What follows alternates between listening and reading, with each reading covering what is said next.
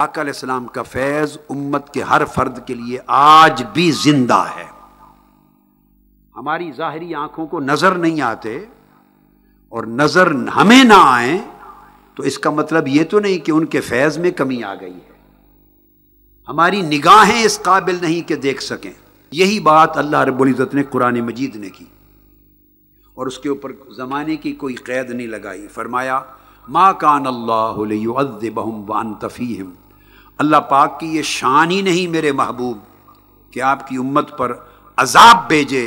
درآں حالے کہ آپ ان کے اندر ہوں۔ تو اللہ رب العزت نے حضور علیہ السلام کو یہ شان دی ہے وانت فیہم کہ حضور ہمیشہ قیامت تک امت میں رہیں گے، امت میں رہیں گے۔ ہم اپنی کوتاہیوں کی وجہ سے خود کو دور کرتے رہیں تو الگ بات ہے۔ آقا علیہ السلام ہم سے نہ دور تھے نہ دور ہیں نہ کبھی دور ہوں گے، کیونکہ اللہ رب العزت نے فرمایا النبی اولا بالمؤمنین من انفسہم کہ حضور صلی اللہ علیہ وآلہ وسلم مومنوں کی جانوں کے بھی زیادہ قریب ہیں۔ اس آیت کریمہ نے جانوں سے زیادہ قریب ہونا آقا علیہ السلام کا،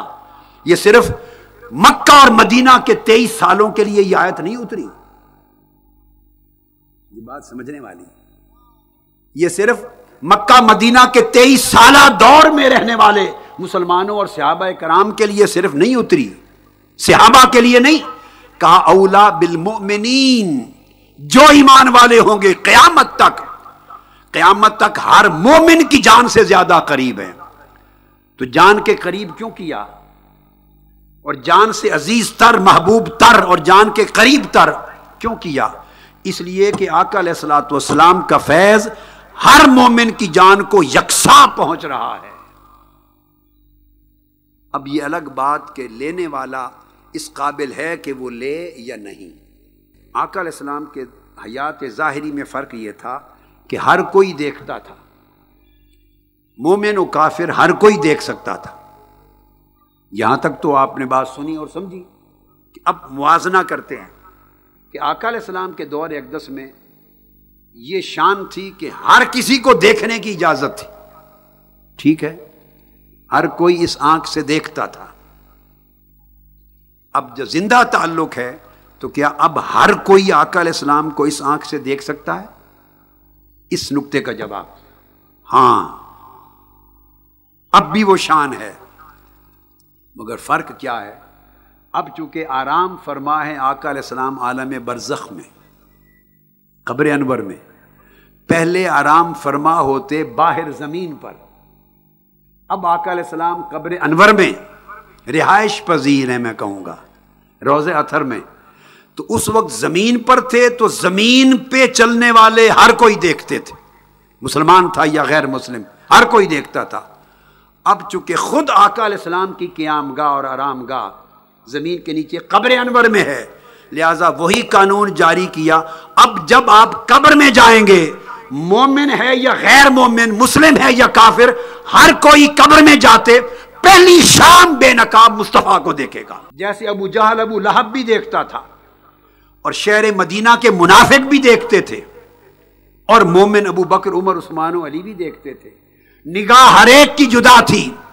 ابو بکر عمر عثمان و علی دیکھتے تو پہچان اور معرفت کی نگاہ سے دیکھتے، منافق اور کافر دیکھتے تو معرفت سے محروم نگاہ سے دیکھتے۔ یہی قاعدہ کلیہ قبر میں بھی ہوگا۔ آقا علیہ السلام کو قبر کی پہلی شام ہر شخص دیکھے گا، خواہ مومن ہے یا کافر ہے یا منافق ہے، دکھایا ہر ایک کو جائے گا، تاکہ فیصلہ قبر میں جانے کے بعد اس میت کے مستقبل کا اسی طرح فیصلہ ہوگا کہ اگر پہچان جائے تو اس کی خیر ہو جائے گی، جیسے حضور کے دور میں جو پہچان گیا تو ابو بکر ہو گیا، اس ظاہری زمانے میں جو پہچان گیا عمر بن گیا، بھلے وہ تلوار لے کر آئے تھے شہید کرنے، مگر پہچان گئے تو خود شکار ہو گئے، آئے تھے تلوار لے کر مگر پہچانا تو شکار ہو گئے،